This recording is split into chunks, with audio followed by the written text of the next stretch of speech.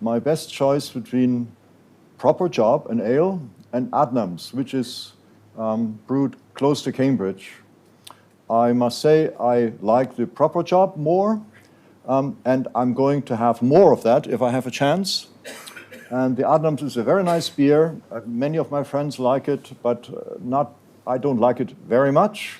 And then I will have less of it, usually, in the future. So by having experienced these two beers, just these two options here, I will change my behavior after the experience, going for more proper job and going for less Adnams. All right? So how does that work in the brain? Do we have signals for such abstract things as choices or reward, or maybe beer reward, and maybe for the uncertainty involved in that called risk? So, of course, information processing machines like a brain work with signals, with explicit signals. You take a Tektronix probe, plug this end into some of the connections here, or maybe the elements called neurons, and you plug that end, the BNC connector, into the oscilloscope, and you get a signal like that. You get actually 3 signals if you have 3 probes from different parts of the brain. And then why do we do that? There are many other ways to investigate the brain. We just, for some reason, have opted for this possibility. We have the neural signals that define the information that is carried by the processing units of the brain.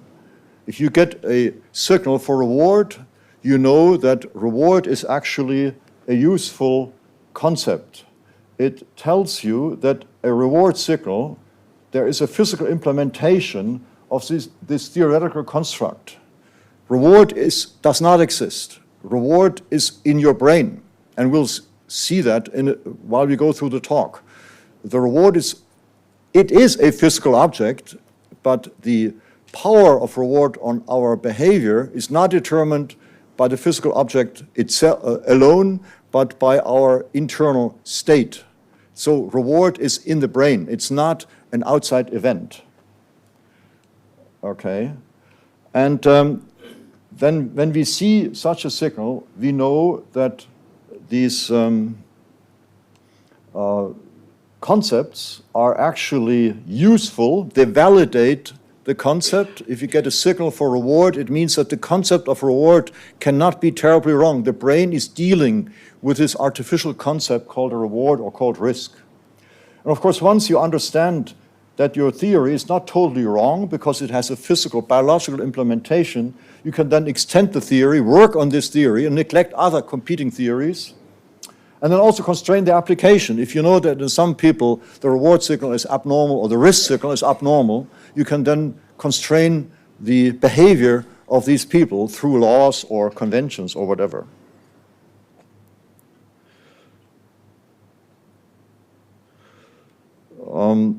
We started out looking for dopamine neurons, given my history that Dr. Mann, John mentioned. To look for to look for movement relationships in dopamine neurons, which we know are deficient in Parkinson's disease. Here are the neurons. Here is the recording, very simple, old-fashioned electrophysiology, single electrode, single action potential, transformed into a TTL signal, fed into a computer from a monkey that sits in the laboratory and makes a movement into a food box into which it cannot see but only reach. And then we can take the action potentials that these dopamine neurons develop. And what we saw initially was that a certain percentage of dopamine neurons showed activity during the movement. There were increased activity. Some neurons showed decreased activity, and some dopamine neurons did something else. So a very heterogeneous population. We thought that might explain Parkinson's disease. We wrote a paper in that sense to Science. Unfortunately, the paper was rejected. One fortunate rejection, all the others caused tears. Okay. Because as soon as we started looking at it more in detail, the movement activity disappeared. That means when we used very precise motor tasks, that are used in motor control, or when Malin DeLong's laboratory at the same time used a very nice controlled elbow movement task, there was no activity related to that movement. And when we tested eye movements, the same thing. It's a very nice movement, very well controlled. The motor control people just love eye movements, but the dopamine neurons don't care. So we had an irreproducible result. And fortunately now, with the advent of optogenetics, the result could be replicated in rodents, in rats, and in mice. And the secret was that these animals performed in very big tasks in which they had a lot of movement, hundreds of muscles were active, and you see some slow activity similar to this activity here in these rodents back again. And of course, that is related also to the speed of the movement, to the acceleration with a treadmill or with a T-maze. Our interpretation to the behavioral activation and not to the specific movement, and I think we can draw the same conclusion out of these more recent data. They kind of validated our initial results. We were quite happy about that. What it showed, of course, is that we have a movement-related activity in dopamine neurons. Is the recording all from the Niagara? That's all from the Niagara, a little bit from the VTA, but primarily the Niagara, because we were focusing on Parkinson's disease, which is a primarily, not exclusively, dopamine substantia nigra problem. What we also found is when we had the movements a bit more scaled down and more precise, a response to the reward. In this case, when the animal released the key and went into the box, into this food box, we saw at the entrance of that, at the moment of the key release, we saw some spike activity, which could be anything, could be sensory stimulation, could be anything, until we monitored the animal's touch of the food by putting this piece of apple onto a touch-sensitive wire that we fed into an FET higher impedance transistor preamplifier. And we see that when the animal touches the food, you get a response. And when the animal touches the wire and fools around in the box, generating probably very similar somatosensory stimulation, you get nothing. So we have a signal that seems to be not movement. This signal here, apart from this, a distinct signal, sharper, shorter, and higher, that is related to the, not to the touch, but to the reward. And then we have to kind of start putting theory in place to understand what we're doing. And the theory is, you may laugh, very simple, 100-year-old Pavlovian theory. The dog sees a sausage and the dog salivates, just like I do when I see a sausage, right? Then you sound a bell a couple of seconds before the sausage, and you do that repeatedly. The sausage still comes every time, but now the dog starts salivating to the bell, in addition to the sausage afterwards, right? So the bell becomes a conditioned reward predicting stimulus, and the idea is schematized in this slide. You get the reward, the sausage, some of the approach behavior, salivation, and so moves over to the stimulus, in this case the bell or whatever artificial stimulus you use. That stimulus becomes a reward predictor and elicits a state of predictions. And we understand from general intuitive notions that we cannot do informed decisions without knowing what we're deciding about. We need predictions, right? So here's a mechanism, Pavlovian mechanism, that would help us make informed decisions. And we see that in the dopamine neurons. So let's do that a bit more scientifically. We present a reward to the animal, we get a response, just like the touch of the food. We present a stimulus, a visual stimulus, auditory stimulus, that predicts the same. This is a drop of liquid now, I should say, 2 seconds later, and we get a transfer of that response to the stimulus, but you get no more response to the reward itself, opposite to the salivation with my dog. And then we get a depression if we withhold the reward, although the reward has been predicted and has been registered by the dopamine neurons. And that is this image of reward prediction error. We can establish an equation. The response is governed by the difference between what you're getting, the reward that's received, and the reward that's been predicted.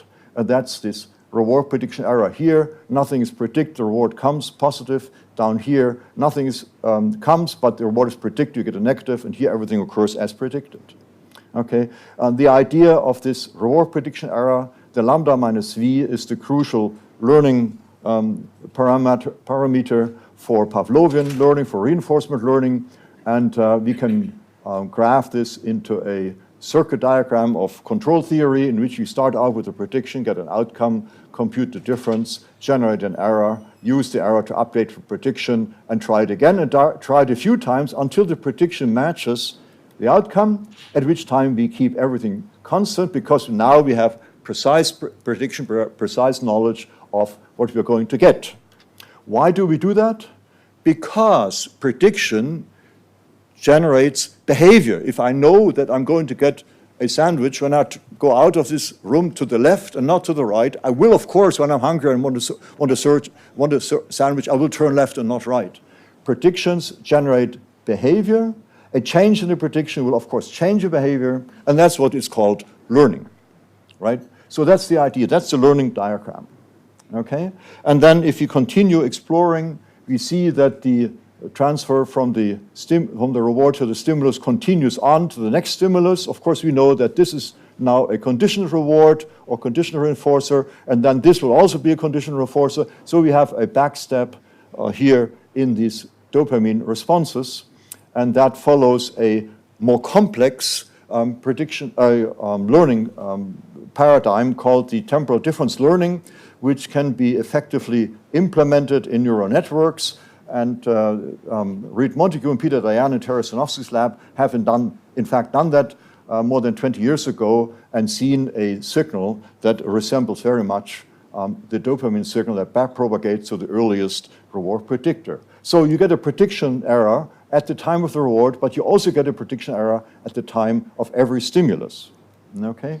And then when we go back to neurobiology, this is a signal that affects maybe 60–70% of neurons in the substantia nigra dopamine neurons, and maybe 90–95% of neurons in the ventral tegmental area, and that advances in parallel at a speed of maybe 1.5 meter per second into the striatum and the cortex, where it innervates most neurons in the striatum and many neurons in the frontal cortex. And then the idea is that has been tested, I should emphasize, only in vitro so far. Well, actually, it has been tested in vivo also, but not doing behavior, that the positive prediction error, this response here, enhances the EPSP in striatal neurons in response to stimulation from the cortex if this cortical input and the dopamine input occur at the same time. And the negative prediction error will reduce the EPSP between the cortex and the striatum, but other inputs that are not active at that moment of the dopamine signal, like from cortical area, cortical neuron B, will not be affected. So you have a general signal that goes to many neurons, but it is selective only in terms of what it is affecting afterwards, depending on the postsynaptic activity. Wolfram, does learning that's not reward associated act on those dopamine firing rates similarly or not? Nope. No stimuli that are not reward, I'll show it in a second, add onto the dopamine response, but the learning, to my knowledge, is not boosted by anything else, other than general attention, probably. And I'm not sure that has been tested. Okay, so is this signal useful? We know the old story of electrical self-stimulation. Animals press a lever in order to receive a shock in the brain, and they do that time and again. Roy Weiss showed that this is linked to dopamine neurons, and optogenetics has shown that this is in fact dopamine neurons and not just any presynaptic neurons, what Roy Weiss always thought. So it's much closer to dopamine than we think. So excitation with channel rhodopsin produces learning, positive learning.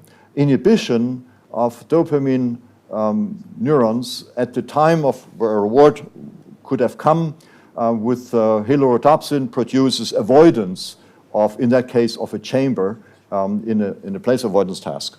Okay, so there is some people call it a causal influence of the positive and negative prediction error dopamine signal. We have done optogenetics in the monkey. We wanted to carry it to the monkey at the end of a number of experiments. We go, of course, with this scheme of transfer from reward to the reward predicting stimulus. We have infected the monkey dopamine neurons with the channelrhodopsin and found a pretty nice 95% specificity. We have added the optogenetic stimulation to the reward at the time of the reward and found a very nice response in dopamine neurons to this enhanced reward compared to the same reward without optogenetic stimulation.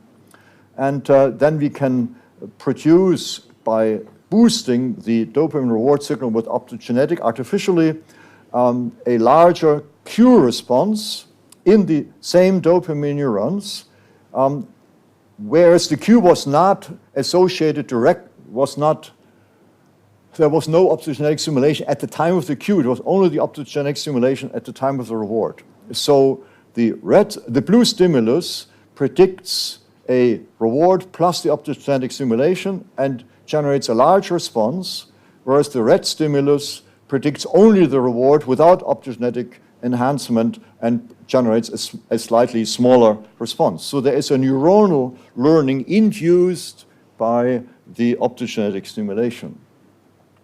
And that has an effect in behavior because we can put the animal into a choice task in which it chooses between the stimulus, which was followed by the additional optogenetic stimulation compared to the stimulus followed by the reward alone. And we see that over trials, maybe 20 or so trials, 25, 30 trials, the animal tends to choose more frequently the stimulus that was associated with the optogenetic stimulation. So neuronal learning and behavioral learning induced by optogenetics at least added to the reward. We get this thing also here with a weaker effect if we only take optogenetics without any reward. Okay. That was the positive aspect. The negative aspect goes back 10 years to a study by Richard Parmitter's laboratory in which they knocked out the NMDA receptor on dopamine neurons that is responsible for the burst. And this shows the knockout has much less bursting activity than the wild-type animal. And that knockout of the NMDA receptors on the dopamine neurons without killing the dopamine neurons themselves, very elegant, reduces the learning, and it reduces also approach behavior. And interestingly, they went after the question whether dopamine is related to any learning, because there are notions out in the world. You can learn a lot of stuff without dopamine neurons, and this is actually true. You can learn a lot of stuff that probably does not involve a dopamine reward prediction error signal, like working memory, novel object recognition, forced swimming, and so forth. All of these tasks were not deficient in these animals. What was deficient was the learning of very simple tasks in which basically one had to associate a stimulus with a reward. This kind of learning did not work in these NMDA knockout animals. Okay? So then I want to quickly come to the point where what is driving the dopamine neuron? And it was very puzzling. We had 20 years of unexplained responses to non-rewarding stimuli. Not very strong, but they never disappeared. So we realized at one point that rewards have multiple components. They have a sensory component, they have a physical impact. The coffee on your tongue has a physical impact, and after a while you say, oh, this is actually a really nice coffee. You do the evaluation, the valuation of the coffee a little later after you've sensed the sensory impact on in your mouth, on your tongue. Right? So it takes a while for the brain to process the value of the stimulus after it had been detected and recognized.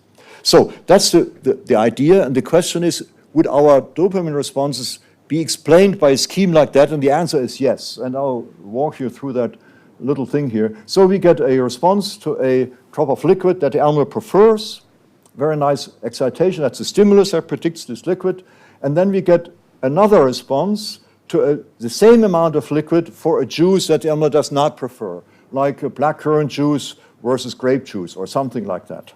And we see that there's an initial response here, but then the response disappears and becomes negative. In fact, this is a negative prediction error response because before the stimulus there was an average prediction of the value of the juice you're getting, that it was a combination of the good and the less good reward.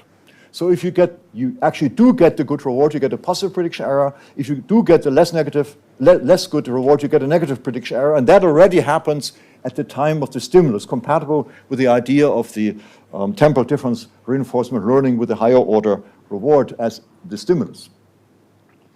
The clarification of this whole idea came a little earlier when I was involved in a study in which Masamichi Sakagami in Japan ran a motion coherence detection task in which the animal needed to wait, no, didn't need to wait, the animal was presented with a random dot motion pattern, a certain proportion of which moved in one coherent direction. And it takes a while, like a couple of hundred milliseconds, to figure out in which direction these dots go. And if the animal gets it right, he presses the button to the, let's say, for one direction and gets a reward. If he gets it wrong, he presses the wrong button and gets nothing. Okay? So it takes a while to figure out what actually the stimulus was. And only then you would get the reward. So when the array comes on and everything is random, you still get a response here, but the reward only occurs with 50% of trials because you get a 50% wrong. If the coherence was higher, 25% coherence, a monkey could pretty well figure out in which direction it goes, and the reward probability to get it right is higher.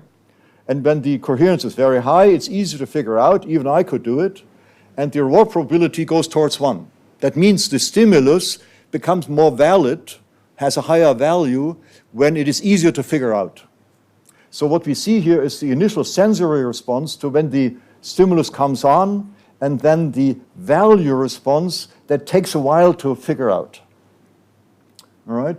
And that happens at the time of the stimulus, and I can tell you the same thing happens at the time of the reward with a large and a small reward. This juice starts flowing here, and then it stops after some time when it's small, and it continues a little longer when it's large, and the neurons show the second component of the response after the initial onset, a sensory response and a value response. Okay? And we can do the same thing with novelty. This initial component is influenced by a number of factors, including novelty, and here doing learning of new stimuli that have a particular predict reward with a particular probability. Initially, all stimuli, whatever the reward probability is, they predict all novel stimuli will generate a response, and that novelty response disappears, this initial component. But then there is a second component here, that is the reward, and that reward, that response becomes differential after a number of trials when the animal has figured out, in fact, how much reward probability is associated with the stimulus. So we're getting two types of dopamine responses, which is very complicated and can be confused, and in particular, if one uses methods that do not have that high temporal resolution, like many optical recording methods, as wonderful and modern they are, and as much they allow to the pharmacological identification of the neurons, they may not always have this temporal resolution, and then you get some very funny responses of dopamine neurons to novelty that has got nothing to do with reward. This is exactly that response here. Okay? So the dopamine neurons have multiple responses. They have already the phasic response has two components, but then there's the slower response with this behavioral activation that I showed at the beginning. And of course, you need dopamine tonically in the striatum to prevent Parkinson's, like a fuel on the brain that's constantly there. Okay? So then people ask me, well, how is this dopamine related to happiness? Does it make you happy? And my answer is, I'm not testing it, I'm not measuring it, I cannot say anything, I have to go to the literature, and there are various opinions and various results, and I show the positive ones in this case. One of them is the occupation of dopamine receptors by dopamine that's released following amphetamine, or it's enhanced by amphetamine-induced uptake blocking. And in the ventral striatum, in the nucleus accumbens, this is very well correlated with the euphoria, subjective euphoria ratings. And the second result comes from Rob Rutledge in Ray Dolan's laboratory, in which they show that the ventral striatal activity, MRI in this case, is related to the expected reward amount of money that the human gets in a particular task. So there seems to be at least some physical implication, indications that dopamine makes you happy. All right? But then people ask me, well, you think about reward. You think about the sandwich you're getting outside without anybody telling you, without anybody presenting you. Does that fire the dopamine neurons? And I'm afraid to say no, probably not.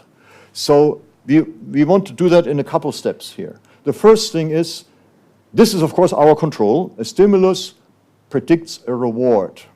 A stimulus comes up and predicts a reward. If I take a stimulus that is on for several seconds and then I shut it off, and that predicts the reward, and the animal does a movement in response to this shut off the stimulus, you see the same dopamine neuron here will not respond. Already a limit on the reward, the situation in which the neurons process reward. They don't care if something happens that's not a stimulus onset. It's not a physical impact. So you need the sensory impact to get the onset, to get the dopamine response. And the second thing comes in a much nicer controlled situation from my actually first postdoc, Ranulfo Romo, in a signal detection task in which the animal had to tell whether or not it was seeing a vibratory stimulus. And he could get it right and he could get it wrong, and that leads to these 4 famous possibilities in signal detection. The first is the animal gets a stimulus and reports there was a stimulus, and there is a very nice response. The second situation is there is no stimulus, but the animal thinks there is a stimulus because the vibratory stimulus is at threshold level or so, and you see this imagined stimulus that predicts a reward the stimulus is not there, does not produce a response. And then if a stimulus is actually there, that predicts a reward, but the animal reports to not have seen it, there's no response either. So the response is not driven physically by the presence of the reward, independent of the awareness. Very interesting. And then, of course, as control, the animal says there's no stimulus, and there was no stimulus, and there's no reward prediction. Of course, there's no response. Okay? Good. And then we want to formalize this a little bit. We come back to the idea of the usefulness of a reward circle. And in economics, they talk about utility maximization, utility being the subjective value of a reward, not the physical amount, but the subjective value of a reward. And you want to maximize this in order to survive and to propagate your genes. And this value function was initially formalized by a guy called Bellman, in which he says you want to maximize the current reward and the discounted sum of all future rewards. And then, so here, the current reward and the discounted sum of all future rewards. That's what you want to maximize. Okay, very, very intuitive. Then comes the temporal difference learning by Sutton and Bartow that I've mentioned before. And they define the prediction error as this maximum reward minus the current prediction. And then with that prediction error, they add that to the current prediction and get the next prediction.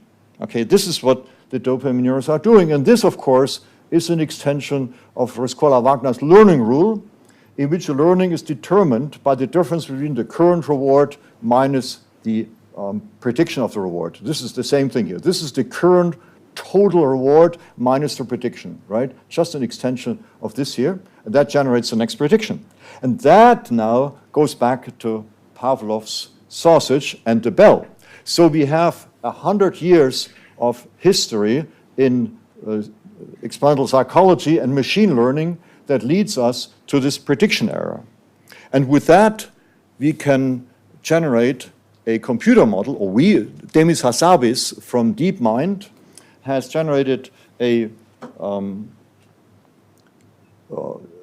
computer program that plays the Asian game of Go. If you're familiar with that, every stone has the same rights. It's literally a strategic game.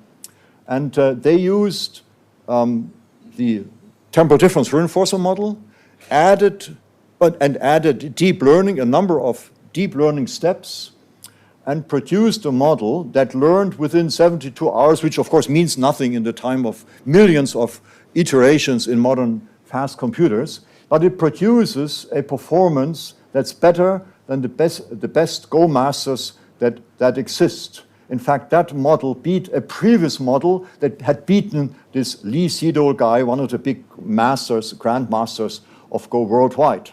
If, however, you take the same model and you put some information from human Go players in, the model is not as good. And one of the consequences was that the model, the blue one here, discovered moves in Go that no Go player would have ever thought. And that is to work on the fifth line in the Go field. Within half a year, as that model came out, this was in 2017, within half a year, all worldwide Go masters were changing their strategy based on that computer model. Right? Okay. That's the idea of having a biological plausible signal that implements a theoretical concept like reward prediction error. Okay. So that was the first talk, more like a historical synopsis. And I understand I have another 15 or something minutes, if that's okay. And I want to talk about the neuroeconomics that we have been pursuing in the past 15 years, besides a few of these things here that always pop up when you have a nice shower on Saturday morning and you have an idea for an experiment. And if it's still a good idea on Monday, you try to do it. Right, so you get this nice pineapple, this very nice pineapple, right? You're going to eat this pineapple for dessert. Well, then your mother comes, or spouse or whatever, and presents you a second pineapple. It's very nice, right? Okay. But after a while, another pineapple is just getting a bit too much. The point being that all these pineapples, as you can see, are copy-paste identical physically. But the subjective value of the pineapple, the utility, has been gradually decreasing to the point where it actually becomes negative because you're going to be very full, which is painful, right? So reward value is subjective. And I have to say, we never ever found any evidence in our work and in the publications, the work of other people, to show that, at least in animals, reward would be processed not in a subjective way. In humans, I'm sure it will be processed in an objective way when you are looking, when you're going shopping or something, when you're not hungry.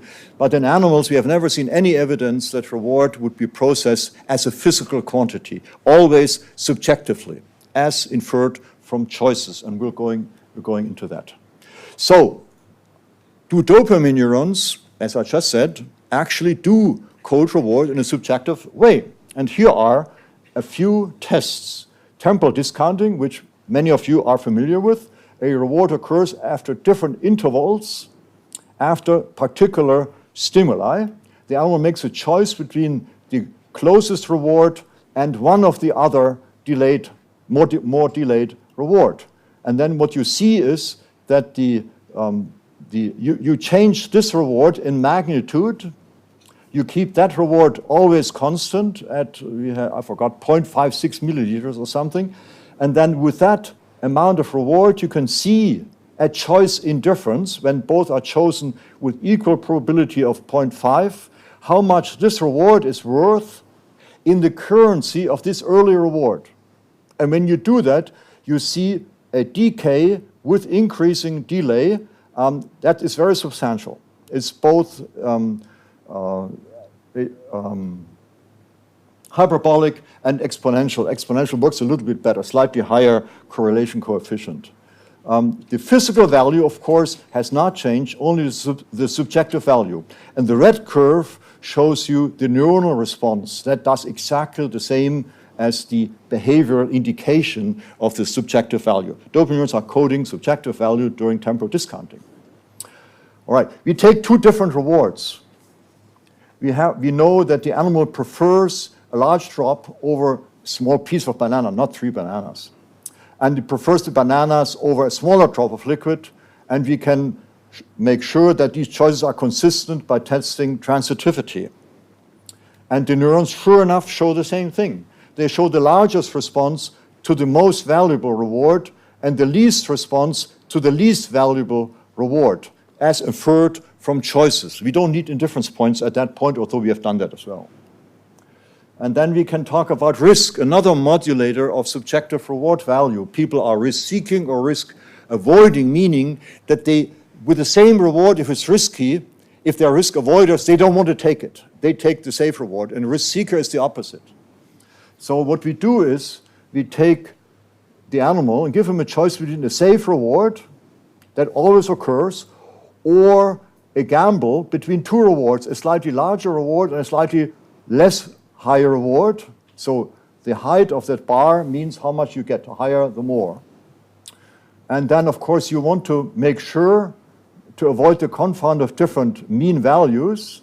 So the mean value of these two rewards is exactly the same as the value of that, the milliliter value of that safe reward. So if the animal chooses this, he gets this amount for sure, every time. If the animal chooses this option, we do that with eye movements. As I said, a very nice motor-controlled choice. The animal either gets a large reward or gets a small reward. Never both and never none. Always one of the rewards. And you can see that the animal chooses the risky, we call that the risky reward here. It chooses this with about 80% of trials. 20% he chooses the other, right? Indicating that the animal prefers and puts a higher value on the risky reward compared to the safe reward, although physically they are in the mean identical, right? The same liquid, the same mean milliliter.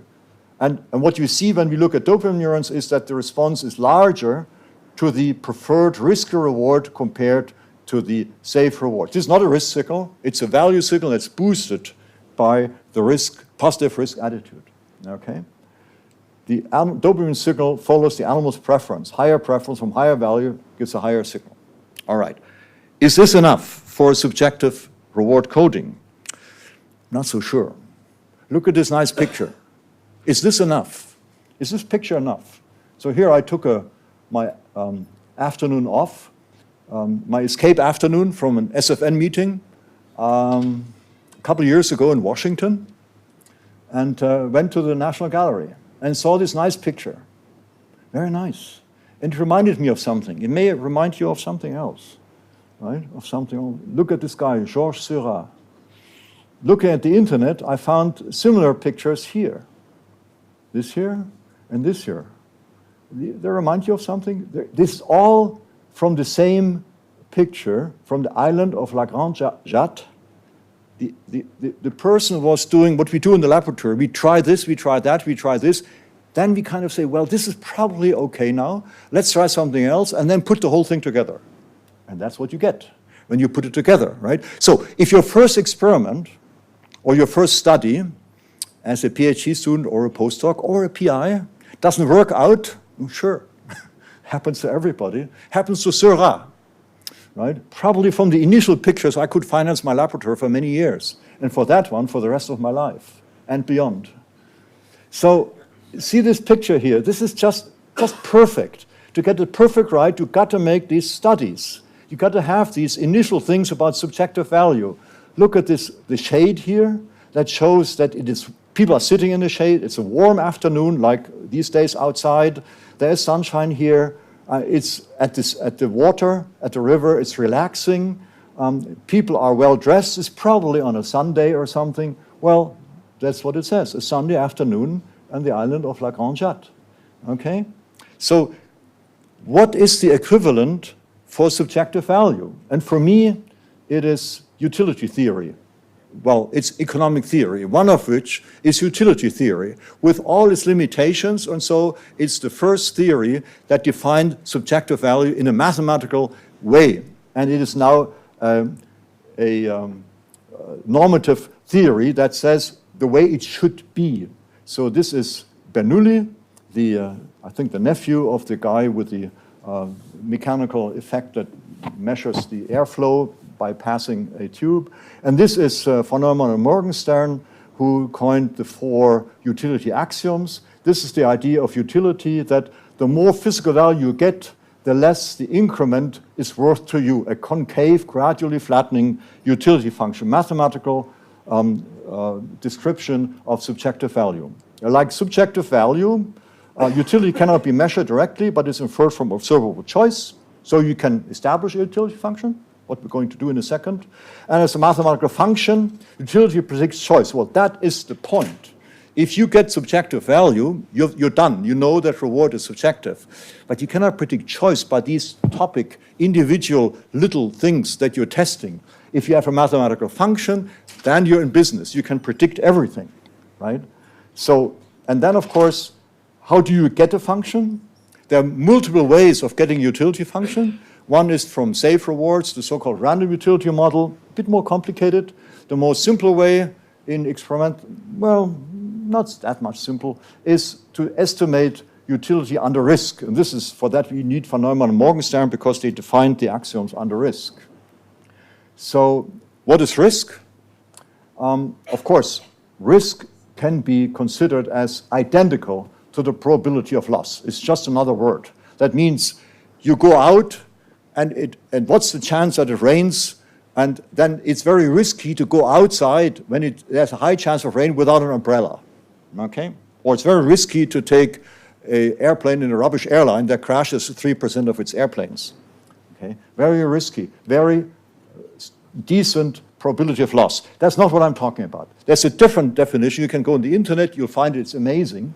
A different definition is the economic risk, and that's based on the uncertainty. The stimulus I just showed before, where you have 2 possible outcomes, is a risky stimulus. And this stimulus, of course, here is more risky because you can get a much bigger or a much smaller reward. So the uncertainty spreads over much wider range.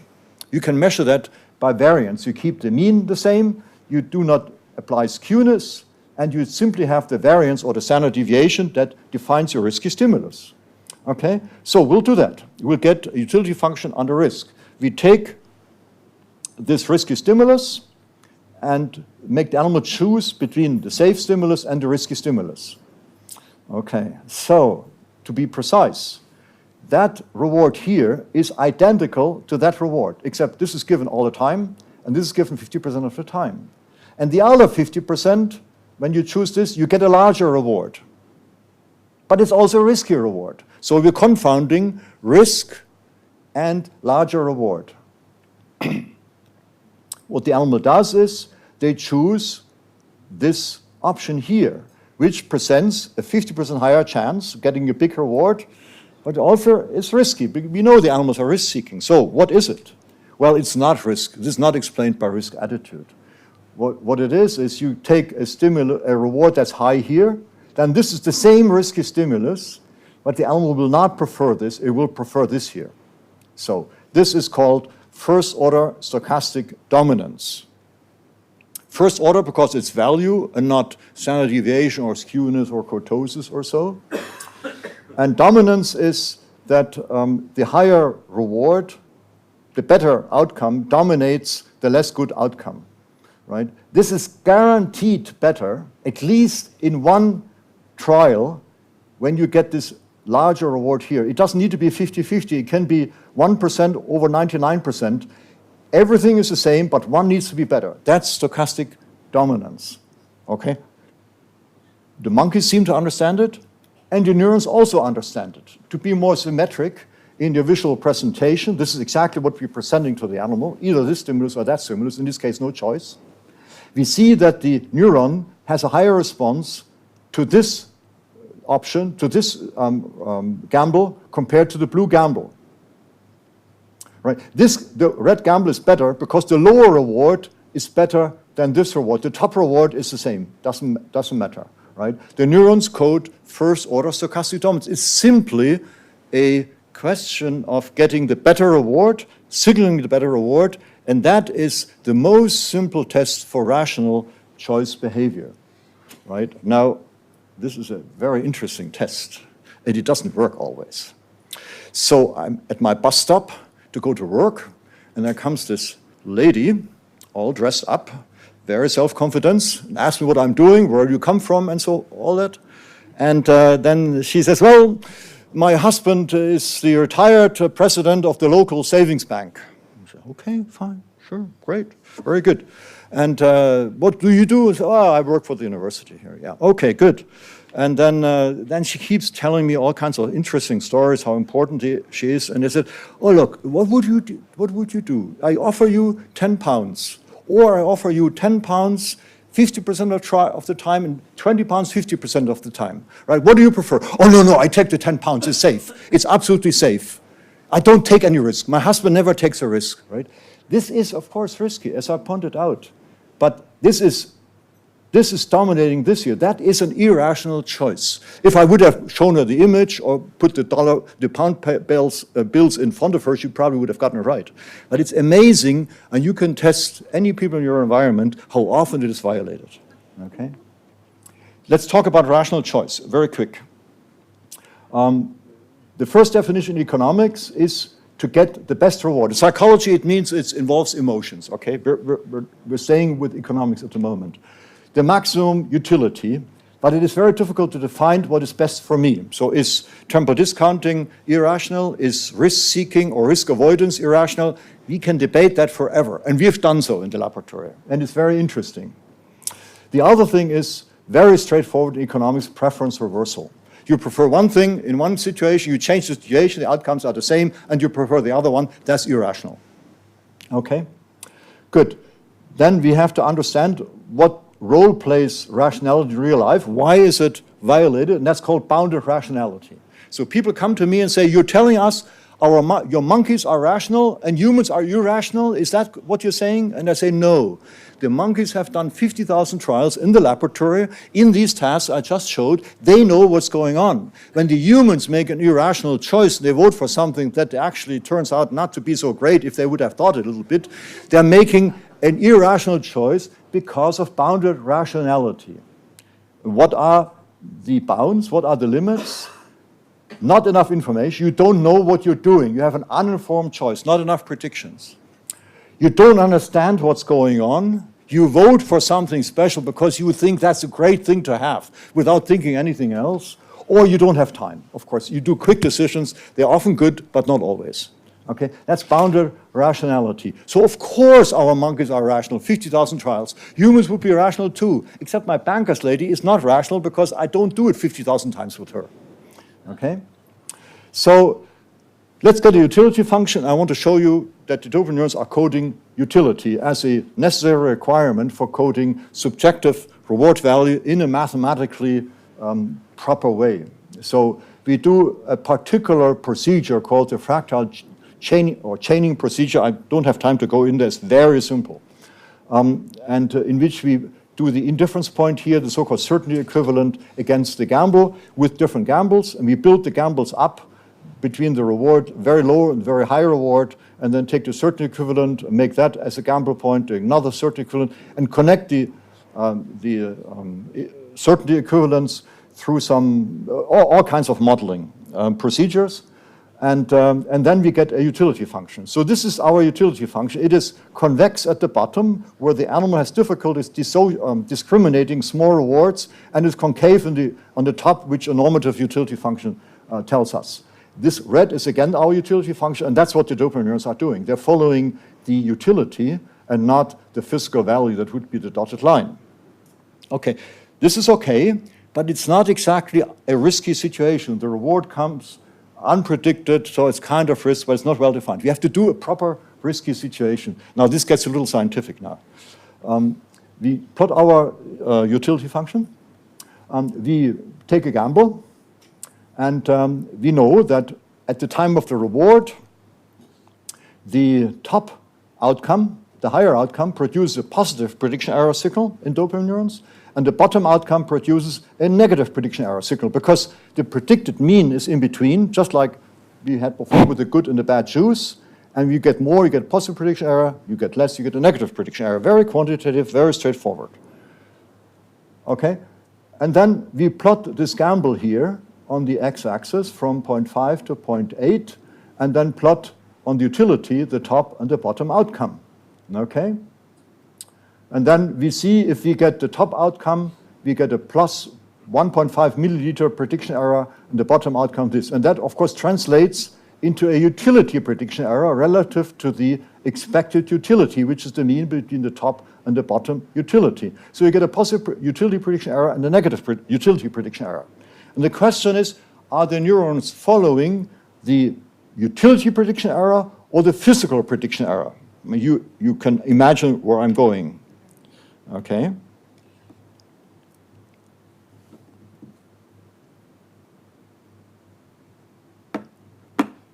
Okay. So we plot three gambles at the different parts of the utility function. You see it's steeper here, it's flatter here, and we see that the utility prediction error here is smaller for the same gamble and here compared to here. So if the neurons are coding utility prediction error, they should follow this difference. If the neurons are coding the gamble, the physical gamble prediction error, the responses should be the same, and the answer is they are coding the utility prediction error. And then you can reformulate these equations like the most simple, starting with the most simple one, Scholar-Wagner and TD learning, in terms of utility. So the dopamine reward prediction error response, as clear as it sounds, is actually a prediction error in utility, a dopamine utility prediction error response. Well, I think I probably should stop here. Okay, one more slide, compromise. We use economic theory to do again this thing with the risk, and we want to see if the utility function predicts the risk-seeking and then the dopamine response. So we take the more risky gamble or the less risky gamble. That's the most simple definition of economic risk that has been done by Joe Stiglitz and Michael Rothschild a while ago. We plot our utility function. We plot our two gambles. This is the blue gamble is this one here, and the red gamble is this other one here. The mean is shown, the expected utility is shown here. We see that the red gamble, because of the overall convexity of the utility function, produces a higher expected utility than the blue gamble. That means the subjective value of the red gamble to the animal is higher, to the animal that has that utility function, is higher than the blue gamble. And the prediction from the utility function would be that the animal should prefer the red gamble. And that's in fact the case. Not in absolute form, but 60 or 65 to 35. So the utility function predicts the choice, the way it should be. And of course, this is an out-of-sample procedure.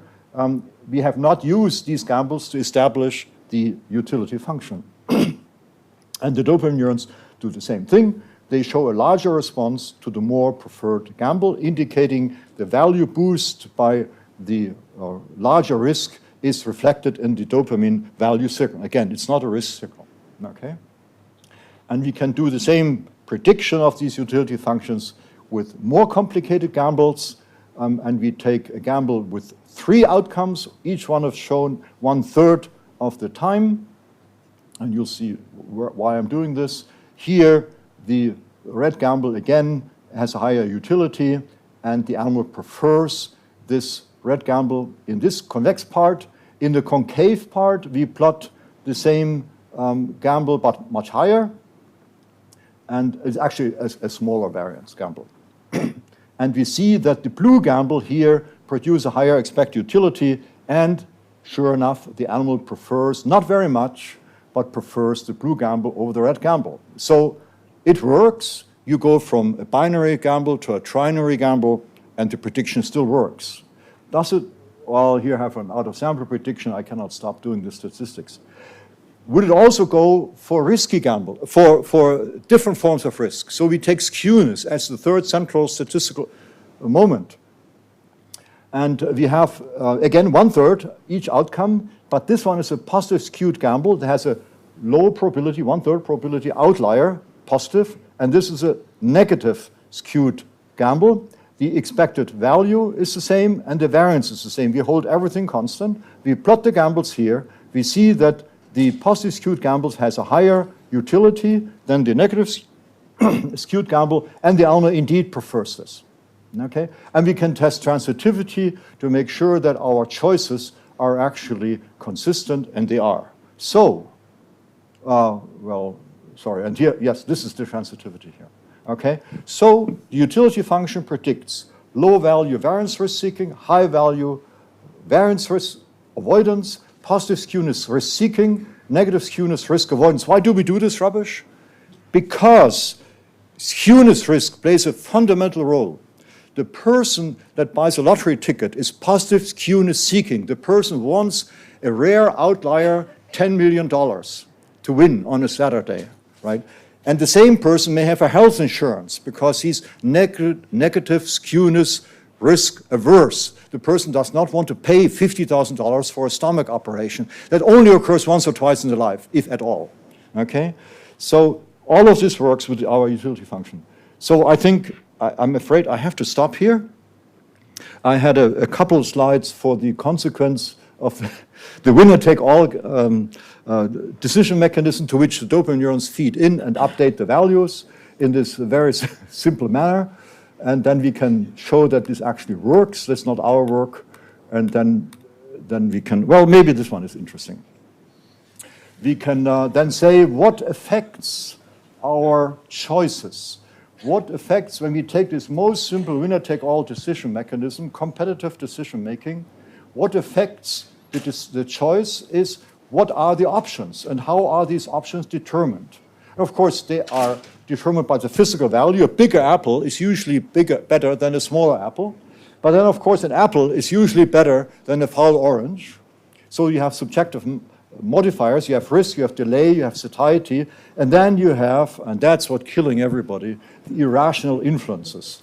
The first thing is, of course, well, the reference dependency already here, you could call that irrational or not. That killed expect utility theory and brought about prospect theory. But it's still within the realm of utility theory. It's just another way, a more refined way of looking at utility. This is what kills everybody, irrational influences.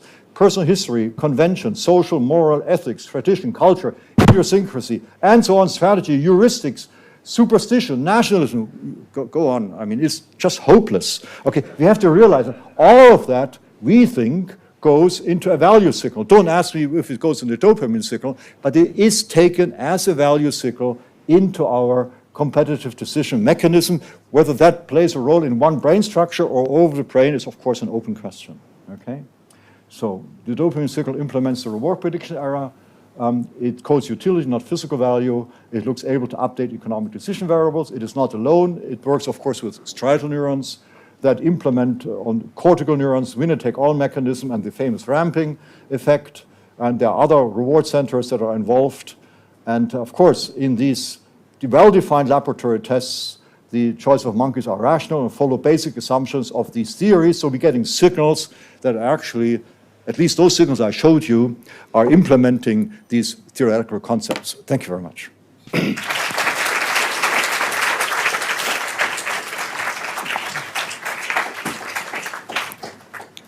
Thanks for that really fascinating illustration of the work that you've done over several decades, which is really relevant to all human behavior, but also particularly to psychiatry, which has to try and modify behavior.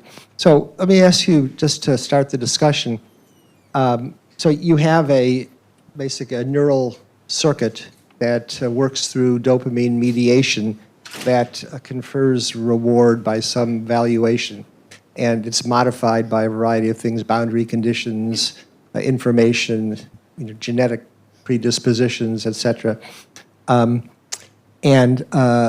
based on that, sort of decisions are made.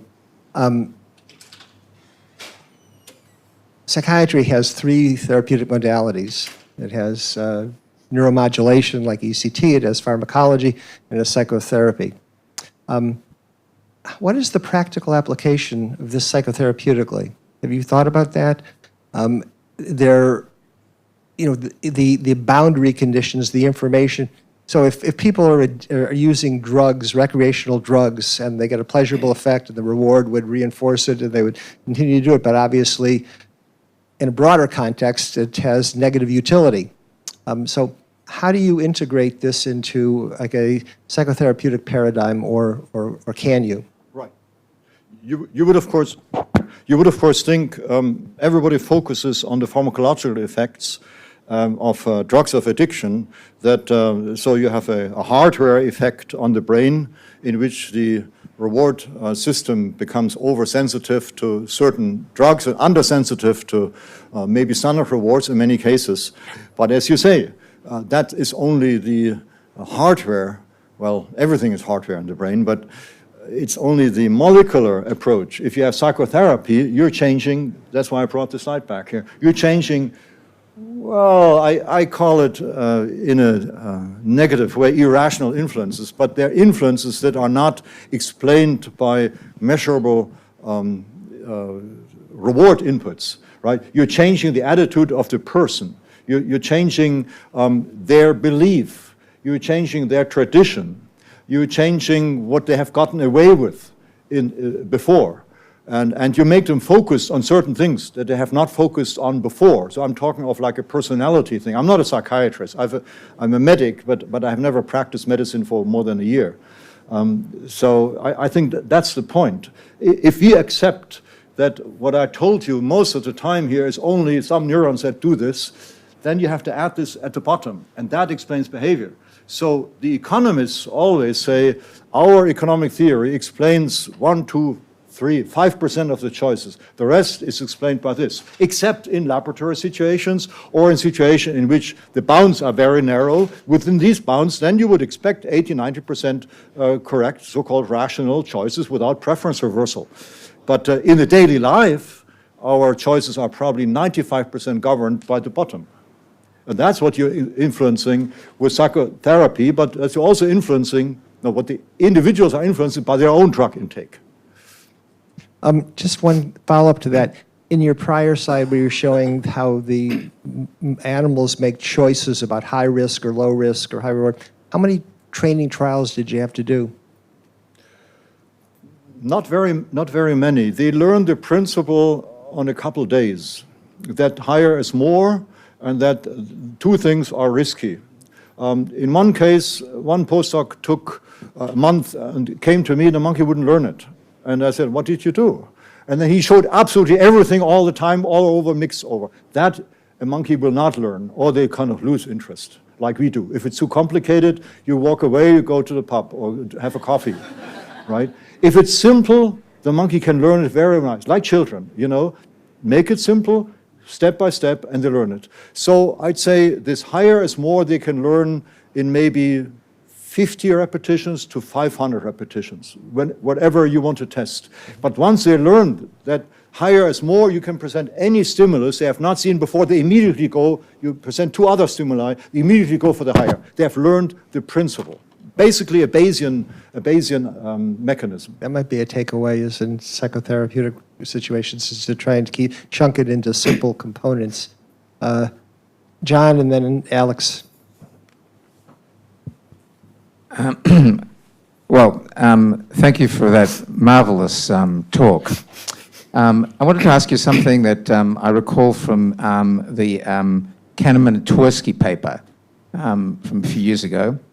That maybe I didn't really understand, but it seemed, so you talked a bit about temporal discounting, but if the, one can also ratchet up and down the probability of the outcome.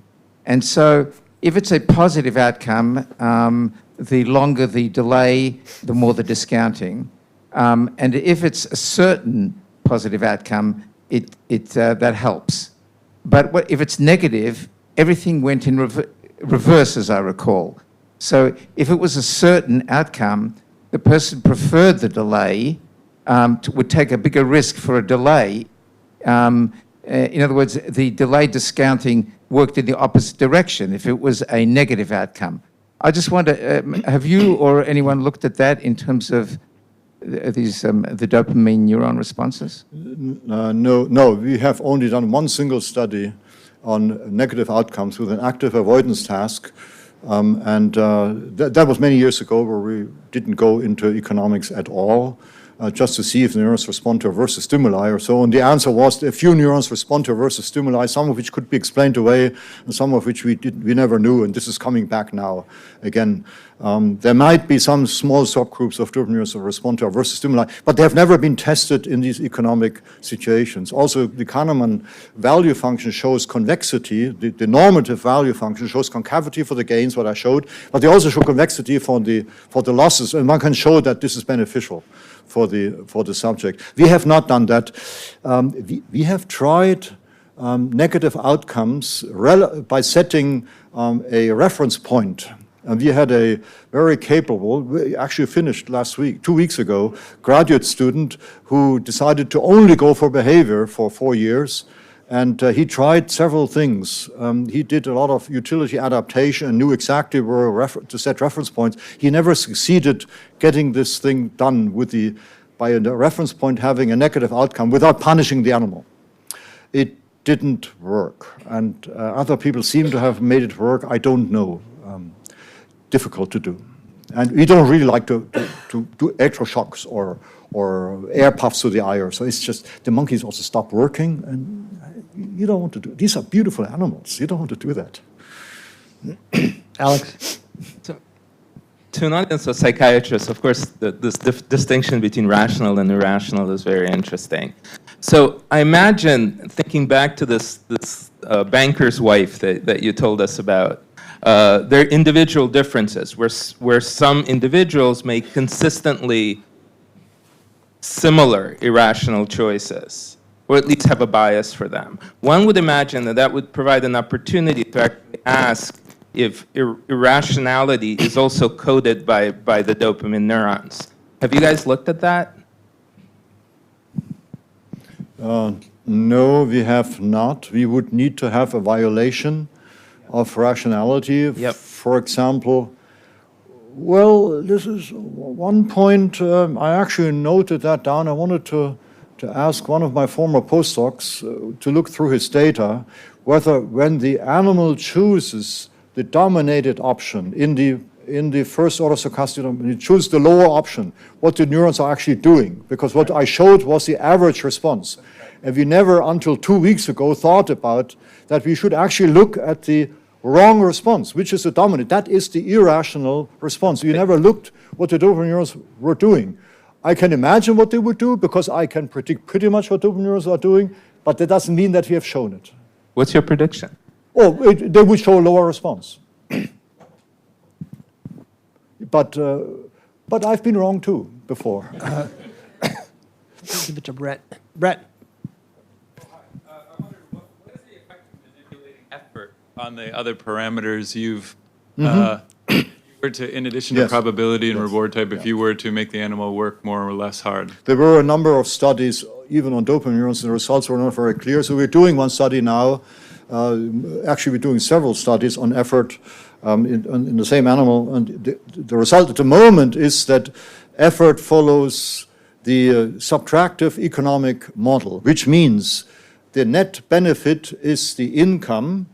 The economists don't call it income, but the income, the reward you're getting, minus the effort you're spending in the common currency of the income.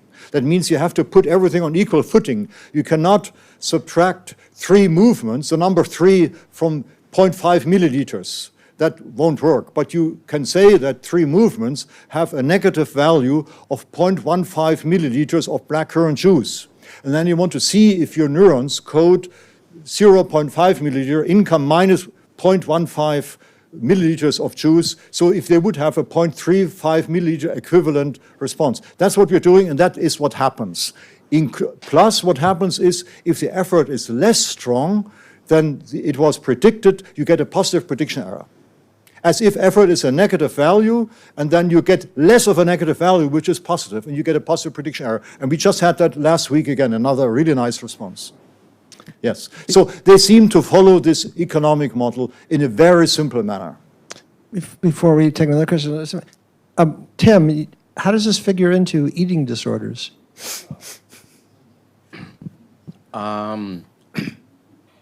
The theory, and we've met before. I just want to tell you that we work with Daphne Shohami, who is not here. She's off traveling. Our thinking has been, we're trying to look on your personal history, and learning early on very much defines reward, so that we're trying to figure out, actually, is it reward or reversion, that high-fat foods end up being aversive or highly unrewarding compared to other foods that humans typically find rewarding. So that's about as far as we've gone. We are trying to pursue basically a learning, decision-making approach to the decisions about what to eat in anorexia nervosa, because I would argue that the problem with this illness is the irrational decisions about what to eat. Well, is it irrational or is it pathologic? Yes. See, the pathological is, of course, probably yes, because it's anorexia, you said. Rational, irrational, this is very difficult to define unless you have preference reversals, which requires a particular experimental setting. But what I was trying to say is, if I am aversive to fat, why do you believe that I am aversive to fat? Which I am, in fact. Well, not very much, but after a certain point. Only because I make a choice. So what you want to do is, you want to get a choice situation in which I can reject fatty food, or even better, in which I can put value on fatty food. And there are two ways. It's a binary choice against a known reward, and how much I have to change that known reward to have choice and difference. And the other one is the so-called BDM, the Becker-de-Groot-Marshak mechanism that measures your subjective valuations. A very simple thing. You make a bet against the computer, and if your bet is higher the computer, then you're getting what you do, and you pay the computer price. And if your computer bet is higher, you don't get anything. And that is so-called incentive compatible. It tells exactly what your value is for that. So is the person with anorexia nervosa, does it have a lower subjective value than me or somebody else? That's very straightforward. Yes. I have a quick question to follow up on the effort question. When the animal has to make 3 lever presses or 3 presses, are you controlling for the time discounting? Oh, absolutely. Okay. That's absolutely crucial, because temporal discounting and effort are two. Some people say it's a negative value because temporal discounting is the opportunity cost and effort is the physical cost. But they're two different things. Yes, of course you have to do that. How are you controlling for that, if you don't mind? Well, the animal works against a certain resistance, and then he gets a reward always at the same time. Okay. The only difference is that when you make more effort, time passes subjectively a little faster. This is the only thing we have not controlled for that. We have done similar tests. We have tried to control for time passed before, and we have never seen any effect in monkeys. That's called the mediating effect. When you are at the bus station and you wait for the bus and you can do something, time passes faster than when you just stand there and wait. But we're talking of 50, 100 milliseconds here. I'm going to try and squeeze something in, maybe to delay lunch, but before getting to these last questions, I just wanted to interpose my own question. So getting back to what John was saying before, so we had a faculty member here some years ago named Walter Mischel, who was a psychologist that developed this paradigm called the marshmallow test, where he would give children choices of 1 marshmallow now or 2 marshmallows if they waited some period of time. So that gets into the time delay and the second box in terms of being able to make these kinds of decisions. And they found that correlated later in life with better kind of professional, cognitively driven outcomes and so forth. Inhibition. Right. Cognitive control and inhibition is all you need for life. And a couple of marshmallows. or a pineapple. The second thing is, when you showed that little game that the machine learning The Go, yes. was the able Go. to develop more successful strategy. So is it with the imposition, the impact of digital, mobile, virtual, internet-based technology on healthcare, do you see a logical sort of extension of that when you have individuals who need to make decisions about things, which they usually use some mental analysis or method of evaluation, that the information would be input into some program which would then apply, and it would essentially be automated as something that would be viable and superior? I think that's where artificial intelligence is going, and where everybody's afraid because they don't know whether they're taking it in their own hands. But, I mean, it's just another machine that can serve humans. In this case, not muscle force, but neuron force. Well, we do that all the time with professional issues, whether it's investments, whether it's some type of construction, whether it's some type of medical, but for personal issues, that people would have personal applications that would essentially use AI or machine learning approaches. I think there are apps for your financial investments already existing, or so. I have no idea. Okay. So we'll take a couple minutes just over. We're already out of time, but Susan, then David, then Bill, and then we're done. I wondered if all three of, if this last category, I'm a psychoanalyst, so I deal in the third category of irrational influences, but I wondered, could all of those be considered to be basically mediated by emotion? And then what's the role of emotion in this? Like, how much in your utility value, is there a utility value to winning? Yeah. So in the gamble itself, does the monkey itself like the idea of, well, I could be right or wrong, even though the means are the same, there's a value to the times you win? Yeah, yeah. Well, I mean, as I said, the definition of rationality in psychology is largely centered around emotion. And they can't be completely different from this here. You take prejudice, maybe not strategy, superstition, religion, nationalism, that's all emotions. Tradition, ethics, moral, social, that's all emotions. Personal history is emotions. I think it's just a different description, level of description than these components that are in here. But is emotion sort of a fuel injector for the dopaminergic neurons of, if I have a high utility value of winning, for example, then? My hunch is that some of this stuff down there, if we could operationalize it in a monkey experiment, or at least in a human fMRI experiment, might influence the dopamine neurons. Not everything, but if you ask them what's the value of a particular person coming from your own tribe versus another tribe, some people would probably have a higher value signal to that person if that person is associated with any kind of value. I would think, and I think that has in fact been done, not necessarily with MRI, but with choices. And I bet you the next step would be MRI. If I may be wrong, maybe somebody did it with imaging. Yes, but I'm not sure all of this feeds into the dopamine neurons. That would be a little bit exaggerating. Let's keep these questions short, please.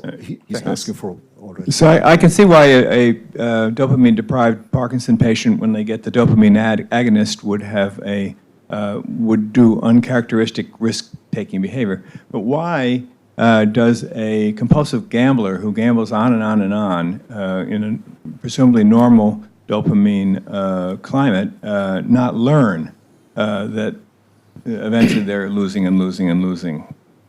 Just overpowered by their dopamine signal, just like a drug addict that has once had too much drug, and now he's kind of focused on that drug all the time. This is the parsimonious explanation. We are, of course, trying to relate everything to something we know, but I would think also a gambler that doesn't stop gambling has a lot of other problems in his brain, or at least another problems in his personal history that tells him that all his life is worth living for is gambling, and that may not be dopamine alone, that may be frontal cortex, or it may be a memory deficit, or whatever it is. I don't know.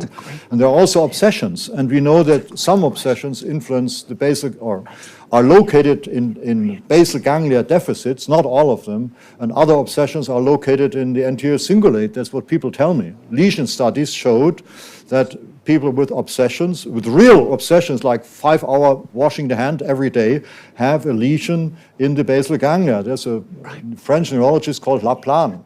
That does not explain all obsessions, but it's very interesting to see that a real hole, basically a hole in the brain, produces very complex behavior. And I would not be surprised that a gambler who just not stops gambling may not have a hole in the brain, but he may have a slightly different activity in some areas in the brain.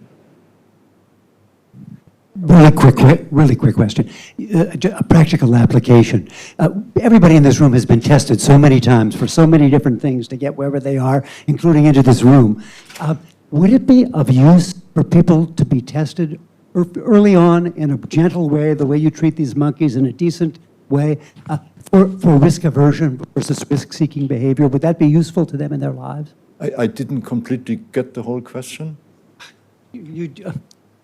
Just would it be useful for people get tested for so many things early on in their lives and help to lead them in different directions? Would it be useful to be tested to know your risk aversion versus risk-seeking capacities in a way that would be useful to you? Would it be useful for their future life, or for I think, well, the first axiom of von Neumann Morgenstern is the completeness axiom, and that means that for decision making it is necessary to have a preference, or A over B, or B over A, or B indifferent. And that means that the two options, A and B, needs to be, present. We often make decisions, we do that, but we don't realize what the alternative is, or at least we don't, verbalize or put it into consciousness that there is another alternative. And the completeness axiom basically says that you can only have a preference, A over B, or B over A, or whatever, if you realize that there is an A and that there is an alternative B. So I think if you train somebody in these processes, and you not only do that, but you say, life is always a choice. You can vote for something, but you don't realize what you're paying. In fact, the payment at the end kills everything, what you voted for, right? Because they did not, verbalize, materialize. They don't have the two options in front of them. Well, I think it's been an exhilarating presentation and question and answer period. Thank you very much. All right. Okay. What a discussion. Very interesting. Yeah. All right, now you're going to meet the residents. Okay. They're going to have lunch with trainees you. to join us for Senior lunch people upstairs. are not supposed to go, and the residents are supposed to have an opportunity to have a relaxed, unsupervised. yes, discussion with you. And then after that, if you wish, you come down to my office. Jeff may want to meet with you for a few minutes if you've got some time this afternoon. Yes. Hello again, Tim Walsh. We met when you came here in a symposium that Daphne put on about 8 years ago. Oh, yes. Yes. Yes. But, there's a lawful study. Well, hold on, I got him first. We have a lunch. We got I know. I'll walk. I know where the lunch is. Did you ever know Jürgen Ascher? Not the name only. No, not personally. Never met him. Within 60 I know minutes. where we're going. All right, just wanted to trade reminiscences. Thank you very much. I see. Is that right? That's an honor. Thank you. Okay, That's a so compliment. Your computer, you're going to look after that? Do you want to take this, or shall I leave it in my office? I'll take it. I can take it, but it needs to be wrapped. Yeah, I'll wrap it. I'll keep it in my office. Okay. I'll see you a little later. Okay, wonderful. Okay, Yes. terrific. We have everything. Yep. Okay, great. Whoever is up there with you, I'll escort you to my office. Okay, great. We'll see you. Right. Where's your office located? In mind. Yeah, yes, in mind, yeah, 2917. 2917. In this building. Okay, great. Yes. Thanks. Sure, no problem.